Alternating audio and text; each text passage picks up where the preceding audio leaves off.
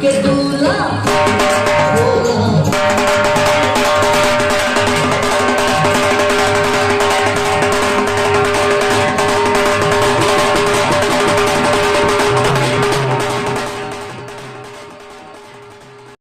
ये प्राचीन परंपरा लंबे समय तक आज़ादी के बाद भी कुछ समय जब हम छोटे थे उस समय हमने देखा था इनको मैं कि गणगौर की सवारी निकलती थी, लेकिन धीरे धीरे ये त्योहार एक तरह से मनाना कम हो गया था।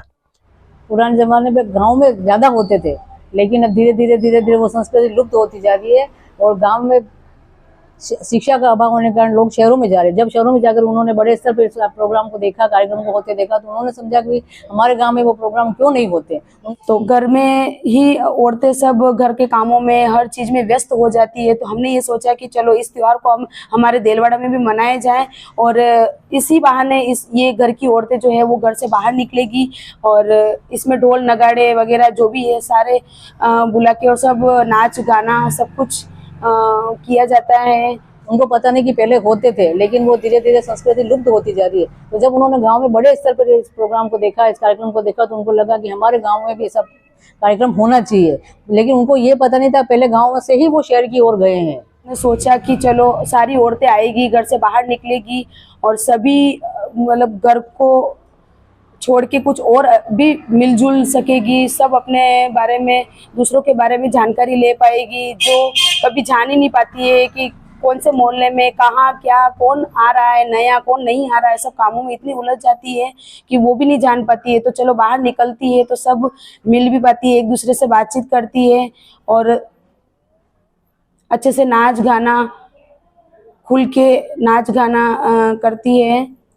और आज भी मतलब है अभी पिछले कुछ समय से ये परंपरा वापस प्रारंभ हुई है।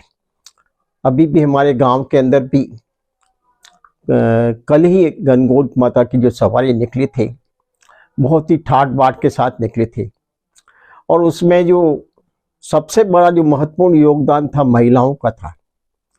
और गणगौर के लिए वैसे तो बच्चे पुराने टाइम पर सेहरा लेकर के जाती थी और ये लंबे समय ये मतलब ये जहाँ तक गणगौर आती उसके पहले होली से शुरू हो जाता था, गणगौर तक ये कार्यक्रम चलता था।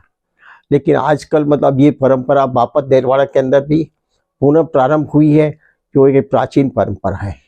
लेकिन अब वो शहर की ओर वापस गांव में लाना चाहते हैं, इसलिए हमारे एक संगठन महिला शक्ति का एक संगठन बना है। सबने मिलकर एक तय किया है कि भाई हमारे गांव में भी वो बड़े स्तर पर वो प्रोग्राम होना चाहिए और हमने एक संगठन बनाया है और हमने गणगौर माता की पूजा से ये कार्यक्रम चालू किया है और आगे भी आने वाले हर प्रोग्राम को इसी स्तर पर इसी धूमधाम के साथ मनोरंजन के साथ हम सब त्योहार को मनाएंगे ताकि वो जो लुप्त हुई हमारी संस्कृति वो जीवित रहे और आने वाली पीढ़ियां उससे कुछ सीखे।